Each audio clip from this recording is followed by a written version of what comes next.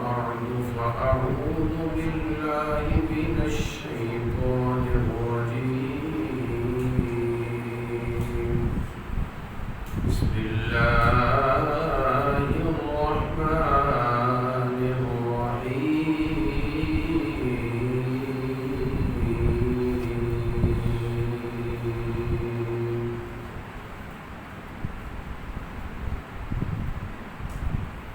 قد جاءكم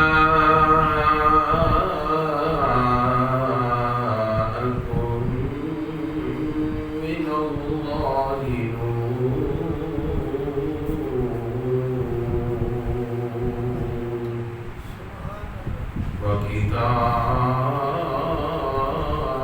وكتاب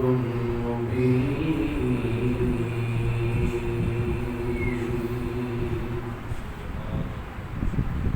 صدق الله مولانا العظيم وبلغنا رسوله النبي الكريم الأمين. إن الله وملائكته يصلون على النبي يا أيها الذين آمنوا صلوا عليه وسلموا تسليما. الصلاة والسلام عليك يا رسول الله وعلى آلك وأصحابك يا حبيب الله. الصلاة والسلام عليك يا رسول الله وعلى آلك وأصحابك يا حبيب الله. تلك الغوالي الغلب عليك الصلاة والسلام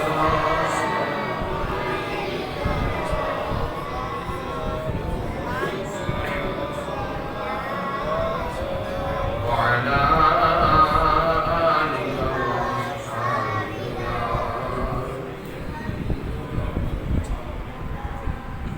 تھوڑا آگے بھی ہو جائے اور منظم طریقے کے ساتھ بیٹھ کر بلند آواز سے درود و سلام حضور کے ساتھ پڑھیں. الصلاة والسلام عليك يا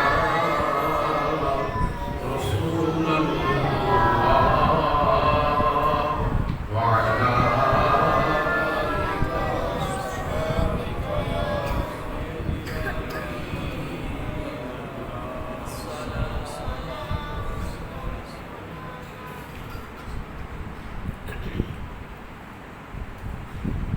تیرا کھاواں میں تیرے گیت گاواں یا رسول اللہ. تیرا کھاواں میں تیرے گیت گاواں یا رسول اللہ. تیرا میلاد میں کیوں نہ مناواں یا رسول اللہ. تیرا میلاد میں کیوں نہ مناواں یا رسول اللہ. تیرا کھاواں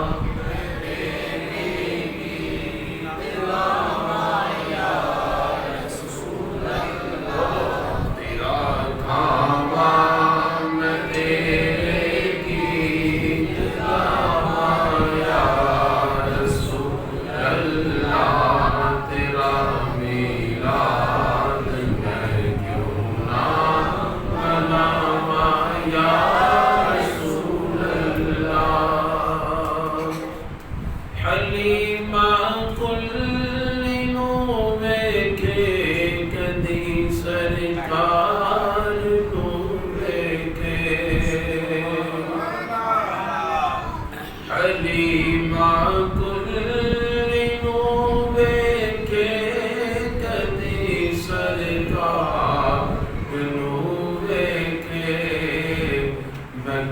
کیڑی سیج تیرے لئی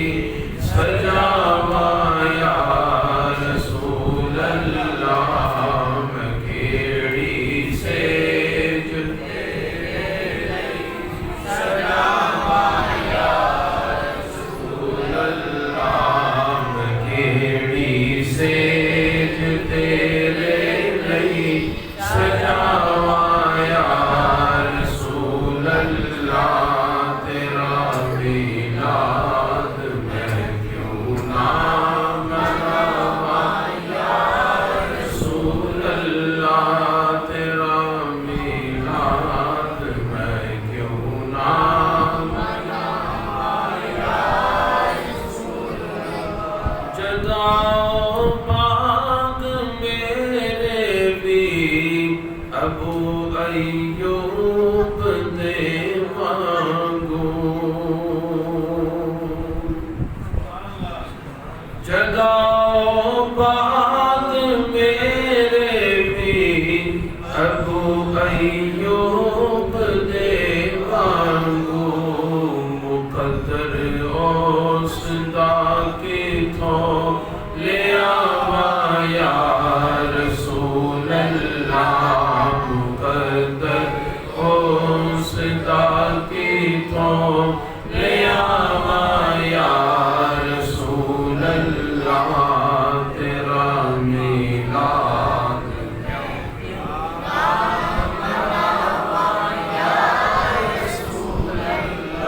تیرا میلاد میں کیوں نہ مناواں یا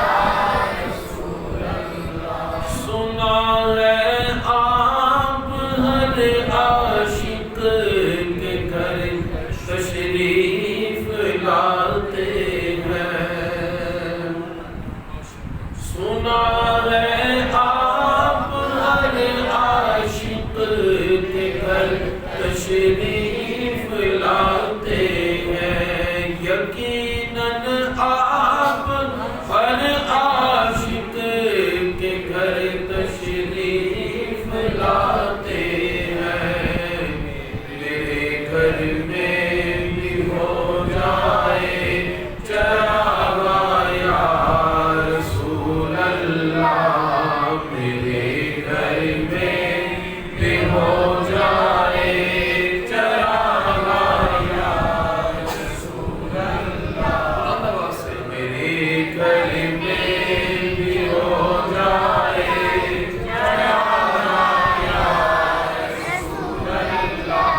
یہ قبولیت والی گھڑیاں ہیں آج تو خدا بھی اپنے پورے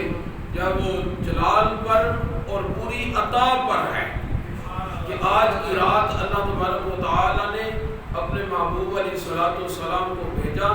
تو فرمایا کہ آج جو کچھ بھی مانگے اسے عطا کر دیا جائے اس لیے کہ میرے حبیب علیہ الصلوۃ والسلام کی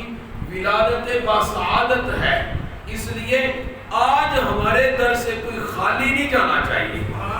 آج رب عز و جل جل مجدہ الکریم بھی اپنی پوری شان کے مطابق اپنی عطا پر ہے لہذا پورے جو ہے وہ وسوم کے ساتھ اور یقین کے ساتھ اپنے رب عز و جل سے مانگے یقیناً جس نے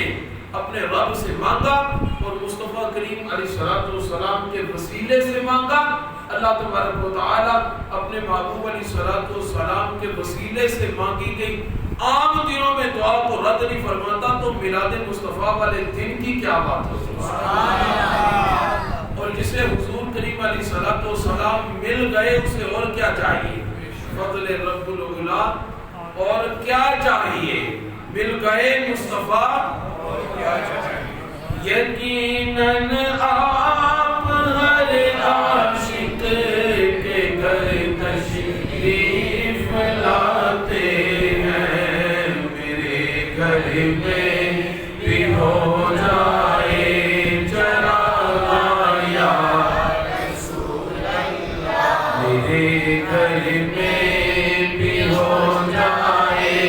چراغا یا رسول اللہ تیرا میلاد میں کیوں نہ مناواں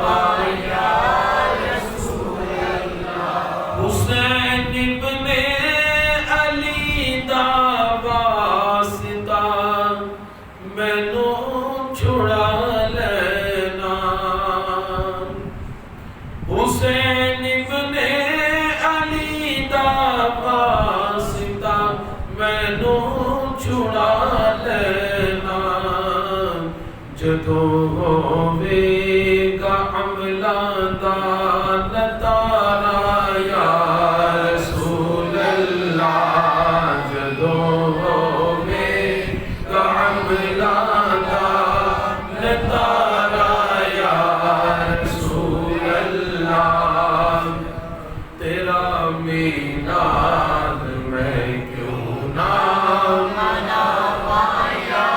رسول اللہ تیرا میلاد میں کیوں نہ مناواں یا رسول اللہ تیرا کھاواں میں تیرے گیت گاواں یا رسول اللہ تیرا میلاد میں کیوں نہ مناواں یا رسول اللہ سبحان اللہ اللہ تبارک و تعالی جل مجدہ الکریم کی حمد و ثنا حضور نبی کریم رؤوف الرحیم ماجدار مدینہ سرور قلب و سینہ خاتم النبیین رحمت للعالمین احمد مصطفیٰ جناب سیدنا حضرت محمد مصطفیٰ صلی اللہ تعالی علیہ وآلہ وآلہ وسلم کی بارگاہ نور میں ہدیہ درود و سلام کا نذرانہ عقیدت عرض کرنے کے بعد حضرات ذوی الاحتشام میرے بزرگوں دوستوں اور معزز ساتھیوں بھائیوں اللہ تعالیٰ کروڑوں مرتبہ شکر اور اس کا احسان ہے کہ جس نے ہمیں اپنے محبوب علیہ السلام کے پیارے میلاد شریف کی اس عظیم الشان اور سعادت والی عظیم مجلس میں محفل میں حاضری کی سعادت عطا فرمائی میرے یقین مبارکباد کے لائق ہیں وہ کہ جو اس محفل پاک کا انعقاد کرنے والے اور اس کو سجانے والے اور اس کے اندر اپنے وسعت کے مطابق کوشش کرنے والے اور پھر اس کو جو ہے وہ اس کی رونق کو دوبالا کرنے کے لیے اپنا تبدو اور اپنی کوشش اور محنت کرنے والے ہیں اللہ تبارک و تعالی دونوں جہاں کی بھلائیاں اور دونوں جہاں کی خیر ان کے مقدر میں فرمائے اور اسی طرح جو اس محفل مقدس میں حاضرین کے لیے حاضر ہیں وہ بھی مبارکباد کے لائق ہیں کہ انہیں اللہ تعالیٰ نے اپنے حبیب علیہ السلام کے ذکر خیر کے لیے چن لیا ہے اپنے محبوب علیہ السلام کے ذکر پاک کے لیے ان کا انتخاب فرما لیا کئی ایسے ہوں گے اس وقت جو ٹیلی ویژن کے سامنے یا گلی کوچوں میں چوکوں میں اور اپنے یار دوستوں کے ساتھ خوشخبریوں میں مصروف ہوں گے اور اسی طرح اپنا وقت اور ٹائم پاس کر رہے ہوں گے لیکن وقت ان کا بھی گزر جانا ہے اور جو مسجد میں اللہ اور اللہ کے رسول علیہ السلام کا ذکر کرنے کے لیے بیٹھے ہیں وقت ان کا بھی گزر جانا ہے جب وقت ان کا بھی گزر جانا ہے تو انشاءاللہ تعالی وقت کا حساب تو اللہ تبارک و تعالی نے لینا ہی ہے خداوند قدوس نے قیامت والے دن بندے کو جب کھڑا کرنا ہے تو اس سے پوچھنا ہے کہ یہ وقت کس وقت میں کس کام میں گزارا تو جو لغویات میں فضولیات میں اور عام جو ہے وہ ادھر ادھر کھڑے ہو کر یا ٹیلی ویژن ڈراموں کے سامنے یا جب وہ دنیاوی جب وہ برز و خیر میں جو وقت گزرا ہوگا اس کا جواب دینے کے لیے پھر انہیں شرمندگی کا سامنا کرنا پڑے گا اور اسی طرح وہ خوش نصیب کہ جن کا یہ وقت اللہ اور اللہ کے رسول علیہ السلام کی محفل میں اور حضور علیہ السلام کے ذکر خیر میں گزرا جب اللہ تبارک و تعالیٰ کی بارگاہ میں یہ پیش ہوں گے تو اللہ تعالیٰ جل مجدہ الکریم ان کے اس وقت کی بندش کی وجہ سے یہاں پر حاضری کے صدقے سے ممکن اللہ تعالیٰ ان کی بخشش فرما دے اس نے اپنے حبیب علیہ السلام کی وفاداری میں میلاد مصطفیٰ میں اور پیارے آقا علیہ السلام کے ذکر کے لیے اپنا جب وہ وقت نکالا اور آقا علیہ السلام کی خاطر جب وہ مسجد کے اندر وقت دینے کے لیے حاضر اور موجود رہے اس لیے کہ جنہیں اپنے حبیب علیہ السلام کے ذکر خیر کی خدا توفیق عطا کرتا ہے، وہی ذکر مصطفیٰ کریم علیہ السلام کے لیے حاصل اور موجود رہتا ہے۔ کئی ایسے ہوں گے جنہوں نے نماز عشاء بھی ادا کی ہوگی، مگر ادا کرنے کے بعد وہ نکل گئے، چلے گئے واپس۔ اللہ تبارک و تعالیٰ کو اپنے حبیب علیہ السلام کے ذکر پاک سے اس قدر محبت ہے کہ حضور نبی کریم علیہ السلام نے ارشاد فرمایا اپنے صحابہ سے، اذا مررتم بریاض الجنت فارتعوا۔ اللہ تعالیٰ کے حبیب علیہ السلام ارشاد فرماتے ہیں جب جنت کے باغوں میں سے گزرو تو کچھ نہ کچھ کھا لیا کرو۔ جب جنت کے باغوں میں سے گزرا کرو تو اس میں سے کچھ نہ کچھ کھا لیا کرو۔ اذا مررتم بریاض الجنت فارتعوا، کچھ نہ کچھ اپنے آپ کو سیراب کر لیا کرو، اس میں سے کچھ نہ کچھ لے لیا کرو۔ صحابہ اکرام نے عرض کیا وما ریاض الجنت یا رسول اللہ صلی اللہ علیہ وسلم، میرے آقا یہ جنت کے باغ کیا ہے؟ یا رسول اللہ صلی اللہ علیہ وسلم یہ جنت کے باغ کیا ہے؟ حضور نبی کریم علیہ السلام نے ارشاد فرمایا حلقۃ الذکر، جنت کے باغ کون سے ہیں؟ اللہ اور اللہ کے رسول علیہ السلام کے ذکر کی جو مجلسیں ہوتی ہیں وہ اللہ تعالیٰ کے ہاں جنتی باغ ہوتے ہیں۔ تو فرمایا کہ جو ان باغوں کے اندر بیٹھتا ہے اور ذکر خیر کرتا، سنتا یا ان کے اندر ٹائم اسپینڈ کرتا ہے، اصل میں وہ ان کے اندر نہیں کرتا بلکہ جنت کے باغوں میں رہتا ہے۔ جب وہ جنت کے باغوں میں رہتا ہے تو پھر جو کچھ بھی جنت کے باغوں میں سے علم کی میراث ہو یا وعظ و نصیحت ہو یا حضور کریم علیہ السلام کی محبت کے جام ہو، آپ کے عشق کی وفاداری کی باتیں ہوں، تو اس میں سے جو کچھ بھی حاصل کر کے وہ اپنے دامن کو جب وہ بھر کر جاتا ہے تو وہ ایسا ہی ہے جیسے جنت کے باغ کے پھل وہ اپنے ساتھ لے کر جاتا ہے۔ نعرہ تکبیر، اللہ اکبر، یا حیدری، مجھے یہ بتائیں کہ جسے اللہ تبارک و تعالیٰ یہ عظیم پھل نصیب فرمائے وہ کتنا خوش نصیب ہوگا، وہ کتنا سعادت والا ہوگا کہ اللہ تعالیٰ نے اسے اپنے حبیب علیہ السلام کے صدقے سے جنتی پھل اس دنیا میں نصیب فرمائے۔ یہ جنتی پھل اگرچہ ہمیں آج محسوس تو نہیں ہوتے، آج ہمیں ان کا پتہ تو نہیں چلتا، اگر دامن میں رہے تو ان کا پھر بھی ہمیں احساس تو نہیں ہوتا، اگر دامن میں نہ ہو تو پھر بھی احساس تو نہیں ہوتا، لیکن انشاءاللہ تعالیٰ یہ زیادہ دیر کی بات نہیں ہے، ساری آنکھیں بند ہونے کی دیر ہے، ہم نے 2 فٹ نیچے جانا ہے تو ہمیں سارا کچھ نظر آنا شروع ہو جانا ہے، ہم نے سارا کچھ پھر دیکھ لینا ہے۔ یہ نیکی جو ہم کرتے ہیں جس کا ہمیں ثقل محسوس نہیں ہوتا، جس کا ہمیں وزن محسوس نہیں ہوتا کہ میں نے نیکی کی ہے تو یہ نیکی جو میرے نامہ اعمال کے اندر درج کر دی گئی ہے، اس کا کیا وزن ہے، اس کی اہمیت کیا ہے، آج اگرچہ ہمیں محسوس نہیں ہوتی، لیکن انشاءاللہ تعالیٰ قیامت والے دن جب ان کو تولا جائے گا تو برابر ان کا وزن سامنے آئے گا۔ جب ان کا وزن سامنے آئے گا تو بندہ پھر تصور کرے گا اور شرمندگی سے اللہ تعالیٰ کی بارگاہ میں یہ عرض کرے گا، اے کاش کہ میں نے وہ وقت جو لغویات میں گزار دیا، فضول خوشگپیوں میں گزار دیا، لوگوں کے ساتھ چوک چراغ میں اٹھنے بیٹھنے میں اور فضول ادھر ادھر کی گپے مارنے میں جو میں نے وقت گزار دیا، اے کاش کہ میں وہ وقت عام دنیا داری میں اور خوشگپیوں میں نہ گزارتا، اللہ اور اللہ کے رسول علیہ السلام کے ذکر پاک کے لیے وہ وقت گزارتا، تو آج جن کی وجہ سے جس اس وقت کے گوانے کی وجہ سے جو میرے نامہ اعمال میں نیکیاں کم ہو رہی ہیں، وہ اگر میں ادھر لگاتا تو اللہ تعالیٰ کے فضل سے میری نیکیاں اور زیادہ بڑھ جاتی ہیں۔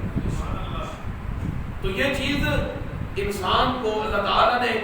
اسے اسی لیے مستثنا رکھا ہے کہ بندے کو اللہ تعالیٰ پھر دیکھنا بھی یہ چاہتا ہے کہ ایک تو وہ ہے جو دیکھ کر سودا کرتا ہے اور بھاپ کر سودا کرتا ہے، سارا کچھ سامنے رکھ کے سودا کرتا ہے، اور ایک وہ ہے جو غیب پر یقین رکھتے ہوئے پھر سودا کرتا ہے۔ تو یہ جو کچھ بھی دنیا کے اندر ہے ہمارا اللہ تبارک و تعالیٰ کی ذات اقدس پر یقین ہے تو ہم یہاں حاضر اور موجود ہیں۔ اس یقین کی دولت کے ساتھ جب یہاں سے جائیں گے تو انشاءاللہ تعالیٰ میرا رب حضور کریم علیہ السلام کے صدقے ہمارے دامن کو نیکیوں سے خالی نہیں کرے گا بلکہ مزید بھرپور فرما دے گا۔ سبحان اللہ۔ حضور علیہ السلام کے ذکر کی مجلس اور ذکر کی محفل آقا علیہ الصلوۃ والسلام کا میلاد شریف، یہ بڑی سعادت کی بات ہے کہ جنہیں اللہ تعالیٰ یہ توفیق عطا کرتا ہے کہ وہ حضور علیہ الصلوۃ والسلام کا میلاد مناتے ہیں۔ اللہ تعالیٰ نے اپنے حبیب علیہ الصلوۃ والسلام کا میلاد شریف حضور علیہ الصلوۃ والسلام کی آمد سے قبل بھی منایا۔ آپ کی آمد بسعادت ابھی دنیا میں نہیں ہوئی تو اللہ تعالیٰ نے آپ کے ذکر پاک کے چرچے اس وقت بھی فرمائے، آپ کی آمد کے تذکرے اس وقت بھی فرمائے، اور جب حضور کریم علیہ الصلوۃ والسلام کی آمد بسعادت ہو گئی پھر تو اللہ تعالیٰ نے فرمایا کہ میں نے مومنوں پر احسان کیا ہے کہ ان میں اپنا عظیم رسول ان کے اندر بھیج دیا۔ تو پھر جب احسان کیا ہے تو مجھے بتائیں یہ احسان کب تک ہے؟ یہ احسان کب تک ہے؟ ایک اور چیز ہے اگر توجہ فرمائیں، لقد من اللہ علی المؤمنین اذ بعث فیہم رسولا، مجھے بتائیں اللہ تعالیٰ نے فرمایا کہ جب میں نے ان میں اپنا عصمت والا رسول بھیجا تو ان پر احسان فرمایا، ان پر احسان فرمایا۔ ذرا تھوڑا سا غور فرمائیں تو آپ کو تھوڑا پتہ چل جائے گا، آپ سمجھ جائیں گے ماشاءاللہ باشعور سمجھدار ہیں۔ احسان کس چیز پر ہوتا ہے؟ حصول نعمت پر ہوتا ہے، زوال نعمت پر تو احسان نہیں ہے۔ زوال نعمت پر احسان بنتا ہے؟ کیوں جی؟ زوال نعمت پر احسان تو نہیں ہے۔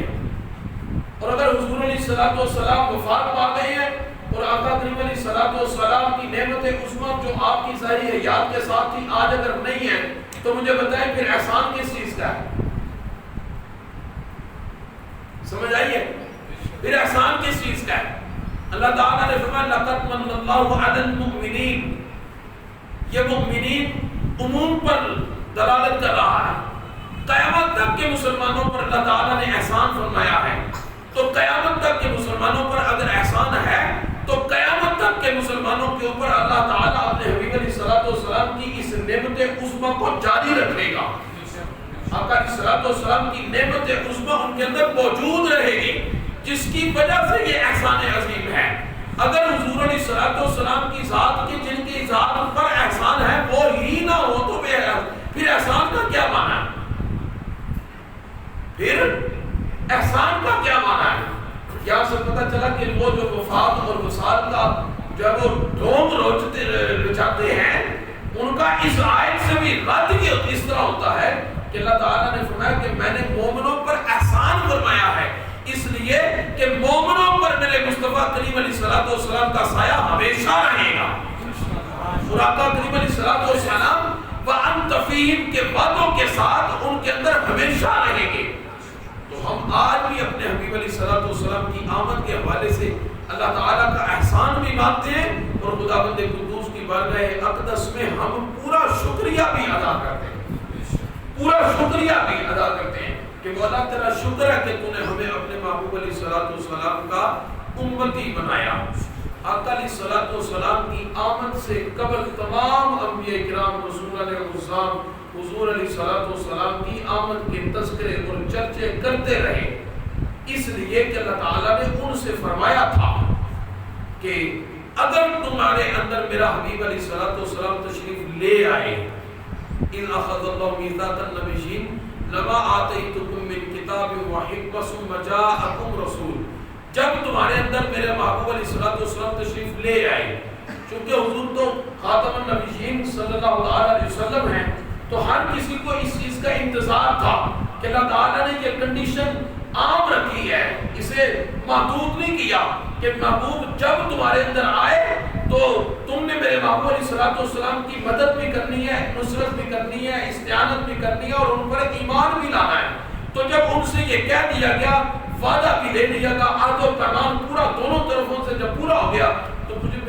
یہ بتائیں کہ جس نبی اور رسول علیہ الصلوۃ والسلام نے اللہ تعالیٰ سے یہ وعدہ کر کے آئے ہیں تو پھر وہ اپنی زندگی کے اندر اس وعدے کو پورا کرنے کے لیے مصطفیٰ کا منتظر رہا کہ نہیں؟ آقا علیہ الصلوۃ والسلام کا وہ منتظر رہا کہ نہیں؟ اے کاش کہ وہ جس کا میں وعدہ کر کے آیا ہوں، جن کے نام اس میں گرامی پر میں سگنیچر کر کے آیا ہوں، جن کی مدد کا میں اللہ تعالیٰ سے وعدہ کر کے آیا ہوں اور جن کی ذات پر ایمان لانے کا میں وعدہ کر کے آیا ہوں، وہ کتنی عظیم ذات ہوگی کہ اللہ تعالیٰ نے ان کی مدد کے لیے مجھے منتخب کیا، ان کی ذات پر ایمان کے لیے مجھے منتخب کیا۔ اگر ایسی عظیم ذات ہے تو پھر انتظار تو بنتا ہے، وہ انتظار کرتے رہے اور اپنی قوموں کے اندر اور اپنے جب وہ اہل ایمان لوگوں کے اندر آقا کریم علیہ الصلوۃ والسلام کے چرچے کرتے رہے، آقا علیہ الصلوۃ والسلام کا ذکر خیر کرتے رہے، اپنے ماننے والوں کو یہ بتاتے رہے کہ جب حضور کریم علیہ الصلوۃ والسلام تشریف لے آئیں گے تو پھر تم نے کلمہ ہمارا نہیں بلکہ مصطفیٰ کا پڑھنا ہے، پھر تم نے کلمہ ہمارا نہیں بلکہ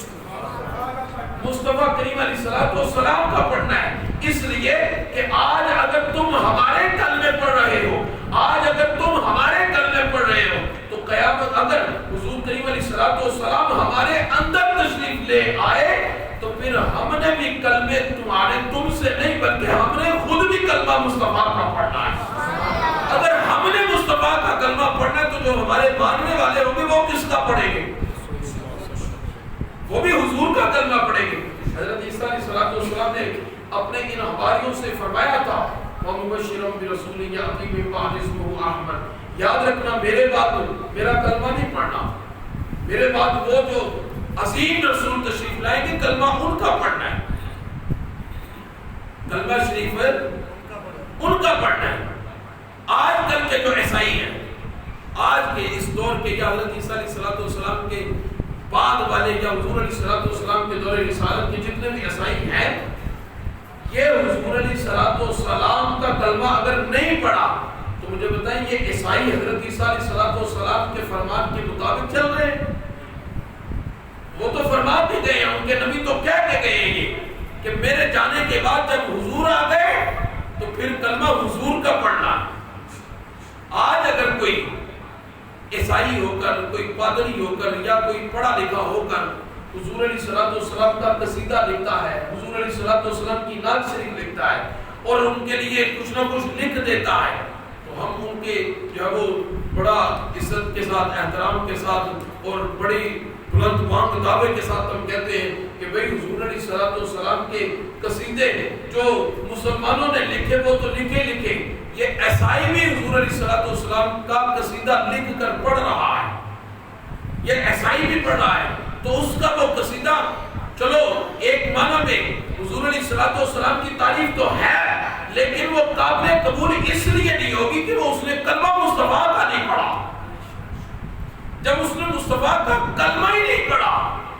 تو پھر اس کا قصیدہ اسے کیا فائدہ دے گا؟ اس کا قصیدہ یا اس کی نعت اسے کیا فائدہ دے گی؟ سب سے پہلے لازمی اور ضروری اگر یہ ہے کہ حضور کریم علیہ السلام کی ذات اقدس پر ایمان لا کر آپ کا کلمہ شریف پڑھا جائے، آپ کی ذات کو مانا جائے، آپ کی ذات کو مان کر پھر حضور کریم علیہ السلام کے ایمان میں، آپ علیہ السلام کے اسلام میں دائرہ دین کے اندر شامل ہو اور پھر حضور علیہ السلام کے لیے جو کچھ بھی ایک لفظ بھی لکھیں گے پڑھیں گے، اللہ تبارک و تعالیٰ اپنے حبیب علیہ السلام کے صدقے اسے قبول بھی فرمائے گا اور دارین کی جزائیں بھی نصیب فرمائے گا۔ آج ہمارے مسلمان اپنے سٹیجوں کے اوپر ان عیسائیوں کو ساتھ بٹھا کر انہیں دعوت دیتے ہیں اور ان کو اپنے ساتھ کھڑا کرتے ہیں کہ دیکھو یہ عیسائی ہے اور حضور علیہ السلام کی نعتیں پڑھ رہے ہیں۔ تو ہمارے لیے تو یہ ایک عبرت کا معاملہ ہے کہ جس نے حضور کریم علیہ السلام کا کلمہ شریف نہیں پڑھا اور وہ ہمارے ساتھ ہماری مجلس میں، ہماری صحبت میں یا ہمارے سٹیج کے اوپر بیٹھ رہا ہے اور یہ ساتھ میں یہ بتا رہا ہے کہ میں عیسائی ہوں یا میں کسی اور نبی کا امتی ہوں، مجھے بتائیں یہ کتنا ایک بھیانک اس کا انجام اور کیسی عظیم واضح طور پر غداری ہے کہ حضور علیہ السلام کا کلمہ شریف نہیں پڑھا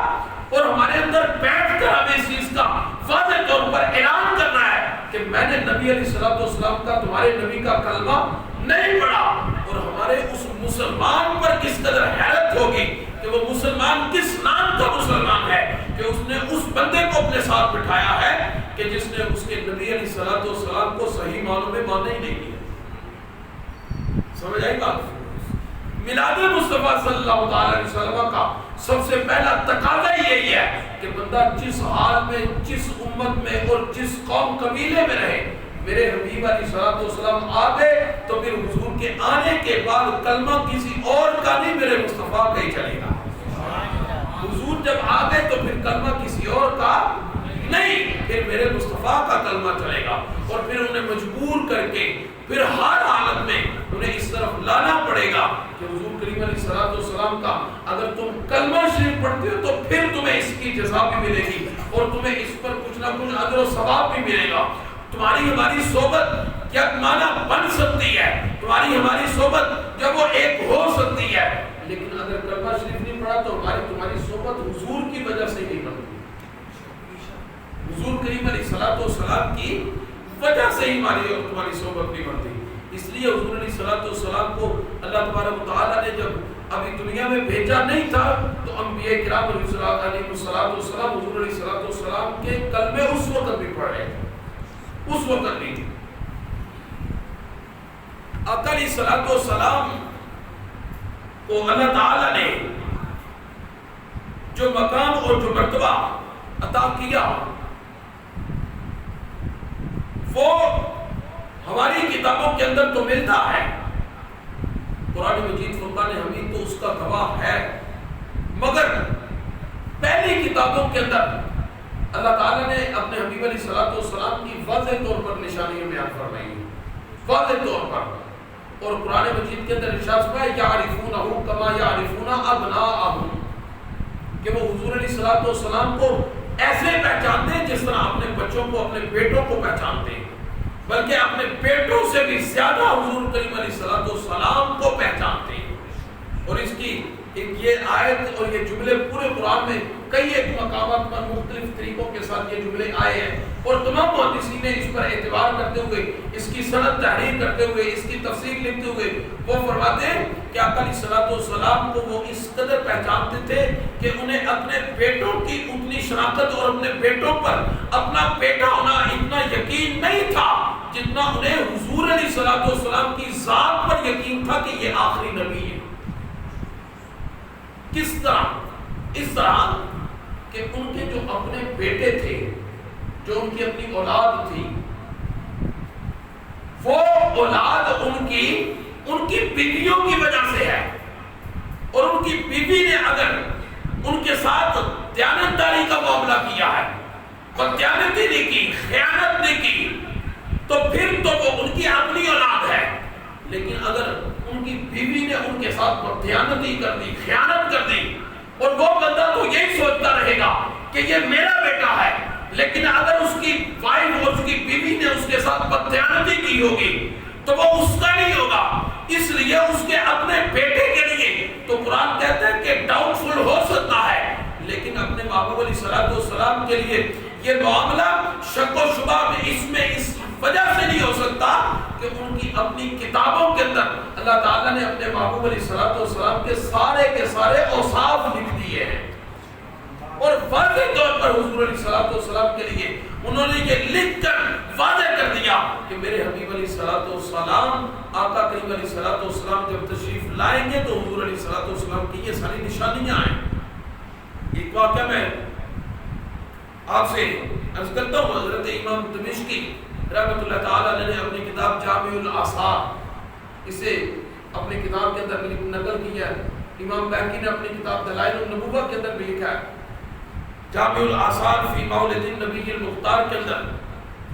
حضرت سیدنا عبد المطلب رضی اللہ تعالیٰ عنہ کے حوالے سے واقعہ ملتا ہے کہ ابھی حضور کریم علیہ السلام کی ولادت نہیں ہوئی، آقا علیہ السلام اس دنیا میں ابھی تشریف نہیں لائے، مگر حضور علیہ السلام کے دیکھیں چرچے کیسے ہو رہے ہیں۔ روایتوں کے اندر ملتا ہے کہ حضرت سیدنا عبد المطلب رضی اللہ تعالیٰ عنہ فرماتے ہیں بین انا نائم فی الحجر اذ رأیت رؤیا حالتنی ففزعت منها فزعا شدیدا فاتیت کاہنا قریش وعلی مطرف الجسا۔ حضرت سیدنا عبد المطلب رضی اللہ تعالیٰ عنہ فرماتے ہیں کہ میں نے ایک خواب دیکھا۔ سیدنا عبد المطلب رضی اللہ تعالیٰ عنہ حضور کے کیا لگتے ہیں؟ عبد المطلب رضی اللہ تعالیٰ عنہ حضور علیہ السلام کے دادا جان ہیں، آقا علیہ السلام کے دادا جان ہیں، حضرت عبداللہ رضی اللہ تعالیٰ عنہ کے والد گرامی ہیں حضرت سیدنا عبد المطلب رضی اللہ تعالیٰ عنہ۔ آپ فرماتے ہیں کہ میں نے ایک خواب دیکھا، وہ خواب بڑا بھیانک خواب تھا، ایک ڈراؤنا سا خواب تھا، تو میں نے جب وہ دیکھا تو میں اس کی تعبیر پوچھنے کے لیے، میں قریش کے اندر ایک عورت تھی، کائنہ عورت تھی، وہ خوابوں کی تعبیریں بتایا کرتی تھی، اور حضرت سیدنا عبد المطلب رضی اللہ تعالیٰ عنہ فرماتے ہیں کہ میں نے جب اس کا یہ خواب دیکھا تو میں اس کائنہ عورت کے پاس اپنے خواب کی تعبیر پوچھنے کے لیے میں اس کے پاس گیا۔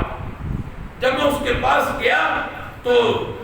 حضرت سیدنا عبد المطلب رضی اللہ تعالیٰ عنہ فرماتے ہیں کہ عرفت فی وجہ التغیر، کہ حضور نبی کریم علیہ الصلوۃ والسلام کے دادا جان سیدنا عبد المطلب رضی اللہ تعالیٰ عنہ فرماتے ہیں میں جب اس کائنہ عورت کے سامنے پہنچا تو اس نے میرے چہرے کو دیکھا تو میرے چہرے کا رنگ چونکہ متغیر تھا، میرے چہرے کا رنگ بدلا ہوا تھا، تو عام کیفیت میں نہیں تھا، تو جب میں عام کیفیت میں نہیں تھا تو اس نے میرے چہرے کو دیکھ کر مجھے پہچان گیا، وہ عورت پہچان گئی کہ آج کوئی معاملہ سنگین ہے، کہ عبد المطلب رضی اللہ تعالیٰ عنہ میرے پاس آ رہے ہیں، تو میرے پاس آئے تو ان کے تو چہرے کا رنگ پھک ہوا ہے، یہ پیلا پڑ گیا ہے، آج کوئی نہ کوئی بڑا ہی مسئلہ ہے جس کی وجہ سے عبد المطلب رضی اللہ تعالیٰ عنہ میرے پاس آ رہے ہیں۔ وَأَنَا يَوْمَئِذٍ سَيِّدُ قَوْمِي، آپ مانتے ہیں کہ اس وقت میری کیفیت یہ تھی کہ میں اپنی قوم کا سردار تھا، اپنی قوم کا، اور پھر جب میں اپنی قوم کا سردار تھا تو میری باتوں کو پھر جب وہ بڑا ناپ تول کر لیا جاتا تھا، میری حیثیت پہچانی جاتی تھی اور مجھے ٹائم دیا جاتا تھا، میری عزت اور احترام کیا جاتا تھا، چونکہ میں سردار جو تھا میری سرداری کو تسلیم کیا جاتا تھا۔ فرماتے ہیں کہ میں اس سرداری کے عالم میں اس کائنہ عورت کے پاس جب پہنچا تو اس نے میری عزت کی، میری تکریم کی اور مجھے اپنے پاس بڑی تکریم کے ساتھ بٹھایا، اور بٹھانے کے بعد مجھے کہنے لگی کہ اے میرے سردار خیر تو ہے، آج چہرے کا رنگ پھک ہوا ہے، چہرے کا رنگ پیلا پڑ گیا ہے، وجہ کیا ہے، آج کیوں یہ تمہاری کیفیت ہو گئی ہے؟ فرماتے ہیں فقالت ما بال سیدنا قد اتانا متغیرا، اس نے مجھے کہا کہ یہ چہرے کا رنگ بدل کر کیوں آئے ہو آج، وجہ کیا ہے بتاؤ مجھے۔ حضرت سیدنا عبد المطلب رضی اللہ تعالی عنہ آپ فرماتے ہیں کہ جب مجھے اس نے مجھ سے پوچھا تو میں نے پھر اسے اپنا خواب بیان کیا۔ جب میں نے اسے اپنا خواب بیان کیا فرماتے ہیں کہ انی رأیت اللیلۃ وانا نائم فی الحجر کأن الشجرہ نبتت قد نالا رأسها السماء۔ حضرت سیدنا عبد المطلب رضی اللہ تعالیٰ عنہ یہ اپنا خواب بیان کرتے ہیں، فرماتے ہیں کہ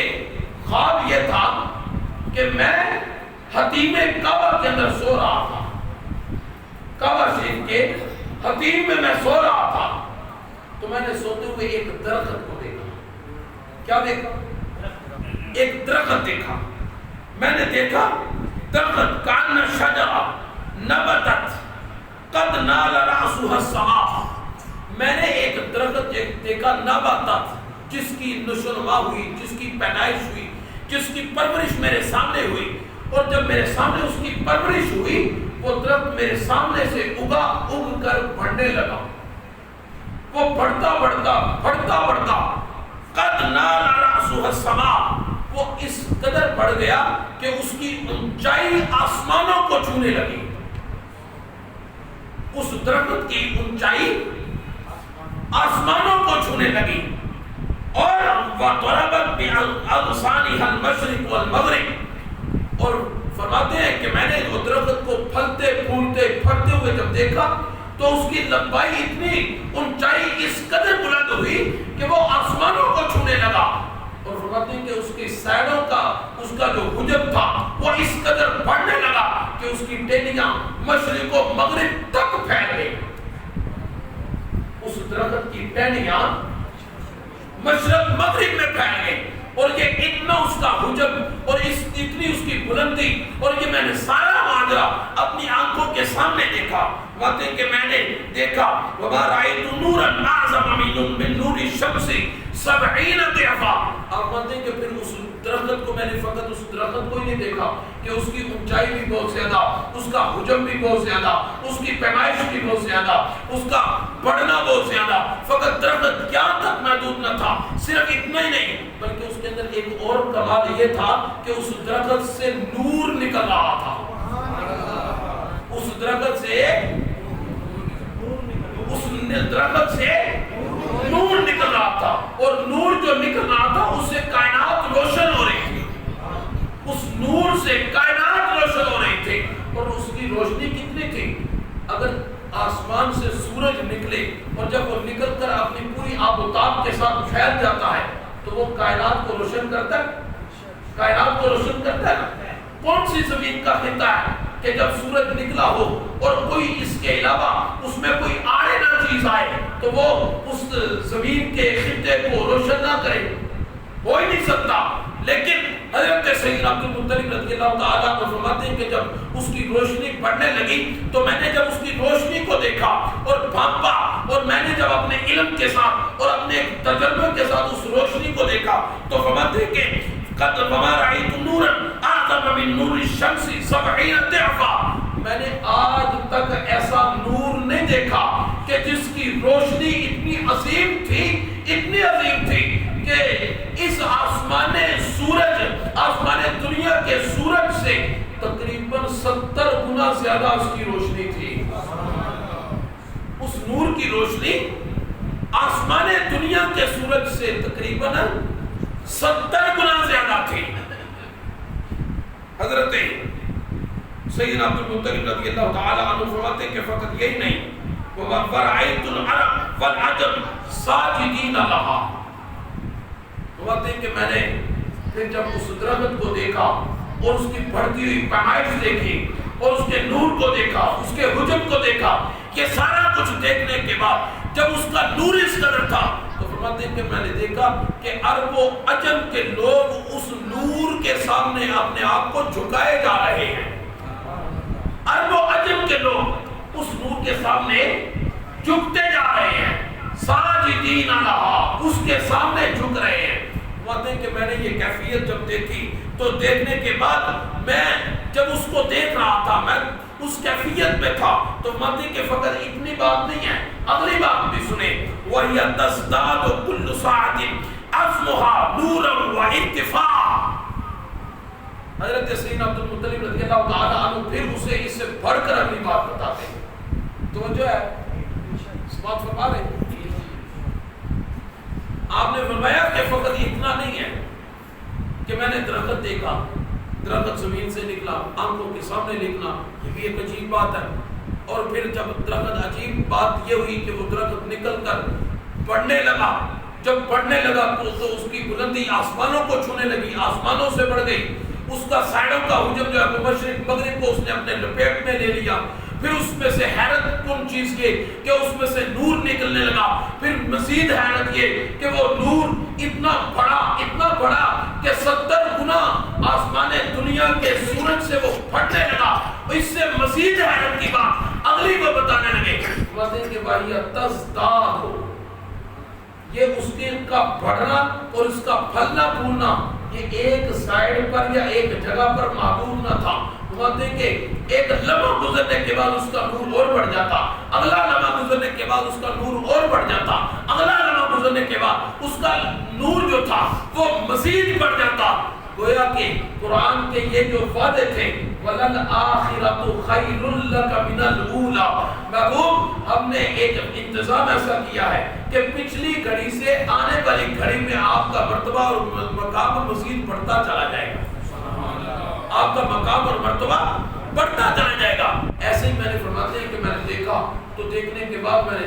یہ اندازہ لگایا، رزلٹ نکالا، اس نتیجے پر پہنچا کہ اس کا نور بڑھتا چلا جا رہا ہے۔ کس اعتبار سے بڑھ رہا ہے؟ کس اعتبار سے؟ فرماتے ہیں کہ عظمها ونورا وارتفاع، فرماتے ہیں کہ کس اعتبار سے بڑھ رہا ہے؟ سب سے پہلے تو اس کی بلندی تھی جو میں نے آسمانوں کو چھوتی ہوئی دیکھی، فرماتے ہیں کہ اس اعتبار سے بھی وہ مزید بڑھتا چلا جا رہا ہے، وہ مزید بڑھتا چلا جا رہا ہے کہ آسمانوں کو بھی اس نے کراس کیا تو آگے نکل گیا۔ اور پھر فرماتے ہیں کہ میں نے اس کی جب سائروں کو دیکھا تو مشرق و مغرب کو تو اس نے اپنے حجاب میں لے ہی لیا تھا، فرماتے ہیں کہ وہ پھر بھی بڑھتا چلا گیا، پھر بھی بڑھتا چلا گیا کہ مشرق و مغرب سے وہ بائیں کنارے پر آگے نکل گیا۔ وہ ارتفاع، میں نے اس کی بلندی دیکھی تو اس کی بلندی کی بھی کوئی حد نہ رہی، وہ بڑھتا ہی چلا گیا۔ اچھا آگے سماعت فرمائیں، فرماتے ہیں کہ وَرَأَيْتُ رَهْطًا مِّن قُرَيْشٍ قد تعلقوا باغصانها. میں نے ایک اور چیز دیکھی فرماتے کہ قد رأيت رهطا من القریش، میں نے قریش کے کچھ قبیلے دیکھے، قریش کے کچھ قبیلے دیکھے. قد تعلقوا باغصانها، میں نے دیکھا کہ وہ قبیلے اس کی شاخوں کے ساتھ اور اس کی جڑوں کے ساتھ لپٹ گئے، انہوں نے اپنے آپ کو اس کے ساتھ جوڑ لیا ہے، اس کے ساتھ وہ متعلق ہو گئے اور ان کے ساتھ جڑ گئے ہیں، ان کے ساتھ مل گئے ہیں. میں نے یہ دیکھا خواب کے اندر اس قریش کے کچھ قبیلے ہیں جو اس درخت کے ساتھ وابستہ ہو گئے ہیں اور اپنی زندگی موت انہوں نے اس درخت کے ساتھ لگا لیا، اس کے ساتھ مل گئے ہیں. وَرَأَيْتُ قَوْمًا مِّن قُرَيْشٍ تُرِيدُ قَطْعَهَا، فرماتے ہیں کہ میں نے قریش کے کچھ قبیلے وہ بھی دیکھے ہیں کہ جو اس درخت کی جڑوں کو کاٹنے کی کوشش میں، اس درخت کی جڑوں کو کاٹنے کی کوشش میں. اچھا جی، یہ سارے کا سارا ماجرا، یہ خواب تھا، کس نے بیان کیا؟ جی حضور کریم علیہ الصلوۃ والسلام کے دادا جان، آپ نے یہ خواب بیان کیا. جب حضرت عبد المطلب رضی اللہ تعالی عنہ آئے تھے اس کائنہ کے پاس، تو اس کائنہ نے عبد المطلب رضی اللہ تعالی عنہ سے کہا تھا ما بال سیدنا قد اتانا متغیر اللہ، اے سردار تمہاری حالت کیا ہو گئی ہے کہ میں تمہیں دیکھ رہی ہوں تمہارا چہرے کا رنگ پھک ہو گیا ہے، تمہارا چہرہ پیلا پڑ گیا ہے، تمہارے چہرے کا رنگ متغیر ہو گیا ہے. یہ کس نے کہا تھا؟ اس کائنہ نے کہا تھا. اب آگے سنیں، میرے حبیب علیہ الصلوۃ والسلام کے دادا جان فرماتے قال احمد فرائیت وجہ الکاہنہ قد تمیا. اب یہ سارا واقعہ جب میں نے اس کائنہ کو سنایا اور سنانے کے بعد فرماتے کہ جب میری نظر اس کائنہ پر پڑی تو میں نے دیکھا تو اب اس کائنہ کا چہرہ جو ہے وہ گیلا پڑ گیا. توجہ ہی نہیں کیا آپ نے یہ جملے کی توجہ ہی نہیں کی. پہلے خواب بیان کرنے سے پہلے حضرت عبد المطلب سے وہ کہہ رہی تھی کہ آپ کے چہرے کا رنگ متغیر ہو گیا ہے. اور کیوں متغیر ہو گیا بتائیں تو صحیح. جب بتایا تو اس کے چہرے کا رنگ متغیر نہیں تھا. عبد المطلب فرماتے ہیں جب میں نے بتایا تو اب اس کے چہرے کو میں نے دیکھا تو اس کے چہرے کا بھی رنگ بدل گیا ہے. اب اس کے چہرے کا بھی رنگ بدل گیا ہے. جب اس کے چہرے کا رنگ بدلا تو حضرت عبد المطلب فرماتے ہیں اور تیرے چہرے کو کیا ہوا؟ تیرا چہرہ بھی بدل گیا ہے. میں نے دیکھا تیرا چہرہ بھی بدل گیا ہے. وہ کائنہ کہنے لگی ثم قالت، پھر وہ کہنے لگی لئن صدقت رؤیاک، اے عبد المطلب میں بتاتی ہوں میرے چہرے کا رنگ کیوں بدلا. اگر تو جو آپ خواب بیان کر رہے ہیں اگر یہ سچ ہے اور تم جو کہہ رہے ہو وہ حقیقت ہے تو میں تمہیں یہ کہتی ہوں لَيَخْرُجَنَّ مِن صُلْبِكَ مَن يَمْلِكُ الْمَشْرِقَ وَالْمَغْرِبَ. اے عبد المطلب اگر تم سچ بیان کر رہے ہو تو میں تمہیں ایک خوشخبری دینا چاہتی ہوں. وہ خوشخبری یہ ہے کہ لَيَخْرُجَنَّ مِن صُلْبِكَ، ان قریب تمہاری پشت سے ایک شہزادہ آئے گا. ان قریب تمہاری پشت سے ایک تیری پشت سے ایک شہزادہ آئے گا. ایک ایسا فرد تشریف لائے گا، ایک ایسا نور نظر آئے گا تیری پشت سے، تیری صلب سے. ایک ایسا اللہ کا حبیب آئے گا، خدا کا ایک ایسا بندہ آئے گا من یملک المشرق والمغرب. اللہ تعالیٰ اسے یہ اعزاز عطا فرمائے گا کہ وہ مشرق کا بھی مالک ہوگا اور مغرب کا بھی مالک ہوگا. تیرے خواب سے مجھے یہ ثابت جو ہو رہا ہے وہ یہ ہے کہ خدا تجھے ایسا عظیم فرزند عطا کرے گا جو مشرق کا بھی مالک ہوگا اور مغرب کا بھی مالک ہوگا. اور فرماتے ہیں کہ وَتُدِينُ لَهُ النَّاسِ، فرماتے ہیں کہ میں تمہیں آج ہی بتا دیتی ہوں کہ اگر وہ تشریف لے آئے تو انشاءاللہ تعالیٰ دیکھو گے کہ قیامت تک لوگ انہی کے کلمے پڑھتے چلے جائیں.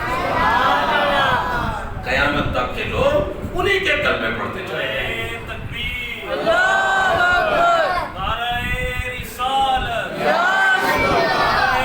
رسالت، نعرہ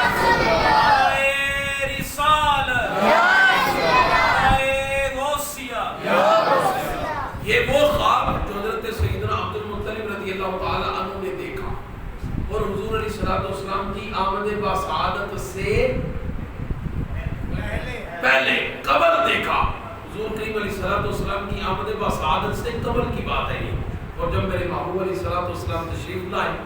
آقا علیہ الصلوۃ والسلام جب تشریف لائے تو آپ کو پتہ ہے کہ آقا علیہ الصلوۃ والسلام مشہور روایت ہے, حضور جب آئے تو حضور علیہ الصلوۃ والسلام نے سب سے پہلے آ کر کیا کیا؟ زمین پر سجدہ کیا. محدثین یہاں پر لکھتے ہیں کہ آقا علیہ الصلوۃ والسلام نے جو یہ زمین پر سجدہ کیا, دونوں ہاتھ زمین پر رکھے, اس کا مطلب یہ ہے کہ اللہ تعالیٰ نے اپنے حبیب علیہ الصلوۃ والسلام کو جتنی دیر, جملوں کو ضائع نہ کیجیے گا, توجہ سے سماعت فرمائیے گا, اللہ تعالیٰ نے اپنے حبیب علیہ الصلوۃ والسلام کو جتنی دیر زمین سے اوپر آسمانوں پر جہاں جہاں بھی رکھا, خداوند قدوس نے اتنی دیر میں اپنے محبوب علیہ الصلوۃ والسلام کو ان مکان و لامکان کا مالک بنا دیا. اور جب حضور زمین پر آئے تو پہلا سجدہ کر کے زمین کے اوپر اپنے ہاتھ رکھ کے اور زمین پر اپنی پیشانی مبارک ٹکا کر آقا کریم علیہ الصلوۃ والسلام نے یہ اعلان کر دیا, مولا اب زمین پر آ گیا تو زمین مصطفیٰ کی ہو گئی. یہ زمین مصطفیٰ کی ہو گئی. اب جب زمین مصطفیٰ کی ہوئی تو خدا فرماتا ہے کہ مصطفیٰ اگر زمین تیری ہوئی تو جا, ہم نے تیری خاطر ساری زمین کو پاک صاف کر دیا. حضور کریم علیہ الصلوۃ والسلام کی آمد بسعادت سے اللہ تعالیٰ نے ساری کی ساری زمین کو جعلت لی الارض مسجدا طہورا کا یہ معنی ہے کہ آقا کریم علیہ الصلوۃ والسلام کی برکت سے زمین کو مسجد طہارت والی اور پاکیزہ کیوں بنایا گیا؟ اس لیے کہ اللہ تعالیٰ نے پہلے مصطفیٰ کریم علیہ الصلوۃ والسلام کو پوری زمین کا مالک بنایا. یہ معنی بھی ہو سکتا ہے, آپ آج پہلی مرتبہ سماعت فرما رہے ہیں کہ آقا علیہ الصلوۃ والسلام نے جو زمین پر سجدہ کیا اس کا معنی کیا تھا, اور آقا علیہ الصلوۃ والسلام نے جو سجدہ کیا اس کا مقصد کیا تھا. وہ مقصد یہ تھا کہ اللہ تعالیٰ اپنے حبیب علیہ الصلوۃ والسلام کو مشرق کا بھی مالک بنانا چاہتا ہے, مغرب کا بھی مالک بنانا چاہتا ہے, شمال کا بھی مالک بنانا چاہتا ہے, جنوب کا بھی مالک بنانا چاہتا ہے, عرب و عجم کا مالک بنانا چاہتا ہے. تو اللہ تعالیٰ اپنے حبیب علیہ الصلوۃ والسلام کو پوری کائنات کا مالک بنانا چاہتا ہے. اس لیے خالق کائنات نے اپنے حبیب علیہ الصلوۃ والسلام کو وہ کچھ عطا کیا جو نہ حضور علیہ الصلوۃ والسلام سے پہلے کسی کو ملا اور نہ حضور علیہ الصلوۃ والسلام کے بعد کسی کو وہ مل سکتا ہے. ساری کی ساری چیزیں اللہ تعالیٰ نے اپنے حبیب علیہ الصلوۃ والسلام کو عطا کی. اور اس برکت رات کے اندر, اس عظیم میلاد مصطفیٰ صلی اللہ تعالیٰ علیہ وسلم والی رات میں مصطفیٰ کریم علیہ الصلوۃ والسلام کو دنیا میں بھیج کر یہ اعلان کر دیا, لوگوں میں نے حضور علیہ الصلوۃ والسلام پر اپنی حکومت کو مختصر کر دیا, ختم کر دیا. آقا علیہ الصلوۃ والسلام پر نبوت کو ختم کر دیا, حضور کریم علیہ الصلوۃ والسلام پر امامت کو ختم کر دیا, ولایت کو ختم کر دیا. ہر چیز مصطفیٰ کریم علیہ الصلوۃ والسلام کو عطا کر کے اور ہر چیز کا اپنے محبوب علیہ الصلوۃ والسلام کو مالک کو مختار بنا کر بھیج دیا ہے. لہذا اب کے بعد تمہیں جو کچھ بھی چاہیے میرے مصطفیٰ کی بارگاہ میں آنا, تمہیں سارا کچھ ملے گا, سارا کچھ. اسی لیے تو حضور علیہ الصلوۃ والسلام کی بارگاہ میں صحابہ اگر آنکھ بھی نکلتی تھی تو وہ کسی میڈیکل سٹور پہ یا کسی میڈیکل لائن میں نہیں جاتے تھے, وہ حضور علیہ الصلوۃ والسلام کے پاس آتے. اگر کسی کو کوئی پریشانی لاحق ہوتی وہ حضور کے پاس آتے اور ادھر حضور سے فرما دیا وہ آپ مسائل فلا تمنع. محبوب اگر کوئی آپ سے لینے کے لیے آ جائے تو کسی کو انکار نہ کرنا. محبوب اگر آپ کے پاس کچھ لینے کے لیے کوئی آ جائے تو انکار نہ کرنا. مجھے بتائیں انکار نہ کرنا کا مطلب کیا ہے؟ حضور کچھ دے نہیں سکتے, یہ معنی ہے. اگر حضور علیہ الصلوۃ والسلام کچھ دے ہی نہیں سکتے تو خدا کا یہ فرمانے کا معنی کیا ہے کہ انکار نہ کرنا. یہ تو بنتا ہی نہیں ہے. خدا کو تو پتہ ہے کہ اگر یہ دے نہیں سکتے تو جو آئے گا خالی آیا تھا, کچھ لینے آیا تھا, یہ کچھ دے نہیں سکیں گے, وہ خالی پلٹ جائے گا. جب وہ خالی پلٹے گا تو دوبارہ لینے نہیں آئے گا. تو ہمیں کہنے کی ضرورت کیا ہے کہ کسی کو نہ کرنا. نہیں, مقصد یہ نہیں ہے, معنی یہ نہیں ہے, بلکہ معنی یہ ہے کہ محبوب اگر آپ کی بارگاہ میں کچھ لینے کے لیے کوئی آ جائے تو انکار نہ کرنا. اس لیے کہ خزانے تو سارے ہم نے آپ کو دے دیے ہیں. جب سارے خزانے آپ کے پاس ہیں, سارے کے سارے خزانے جب آپ کے پاس ہیں, آپ ہر خزانے کے, زمین کے بھی آپ مالک, آسمانوں کے بھی آپ مالک، ایمان کے بھی آپ مالک، جنت کے بھی آپ مالک، عرش و کرسی کے بھی آپ مالک، لوح و قلم کے بھی آپ مالک، نبوت و صداقت کے بھی آپ مالک، ولایت و امامت کے بھی آپ مالک۔ لہذا آپ کے مالک ہیں، آپ مالک ہیں۔ جب آپ مالک ہیں تو آپ کے پاس جو کوئی بھی چور کچھ بھی لینے آئے، آپ اس کی استعداد کو دیکھ کر اسے کچھ نہ کچھ ضرور عطا کرنا،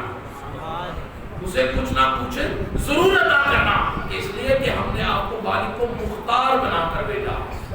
نعرہ تکبیر، اللہ اکبر، رسالت، یا نعرہ حیدری، یا علی، طارق النبی، زندہ باد، حاجت روا نبی، زندہ باد، مشکل کشا نبی، زندہ باد، نور علی نور نبی۔ زندہ زندہ باد۔ باد۔ اللہ تبارک و تعالیٰ نے ہمیں اپنا وہ محبوب علیہ السلام عطا کیا ہے کہ کائنات کے اندر اس محبوب علیہ السلام کی کوئی مثال نہیں ہے، اس محبوب علیہ السلام کا کوئی مماثل نہیں ہے، نہ نبیوں کے اندر، نہ رسولوں کے اندر، نہ فرشتوں کے اندر۔ اللہ تعالیٰ نے پوری کائنات کے اندر اپنے حبیب علیہ السلام کو بے مثال شانوں کے ساتھ اس دنیا میں بھیجا ہے۔ لہذا جو اتنی بے مثال شانوں کے ساتھ آئے تو پھر اس کا میلاد منانا تو بنتا ہے، اس نے نبی علیہ السلام کی عظمت کے گیت گانا تو بنتا ہے، پھر اپنے محبوب علیہ السلام کے ترانے پڑھنا تو بنتا ہے۔ دعا ہے خالق کائنات ہم سب کو اپنی زندگی کے آخری لمحوں تک حضور علیہ السلام سے کامل، اکمل اور مکمل وفاداری نصیب فرمائے۔ ہماری نسلوں کو بھی حضور کریم علیہ السلام کا میلاد سجانے منانے کی توفیق نصیب فرمائے۔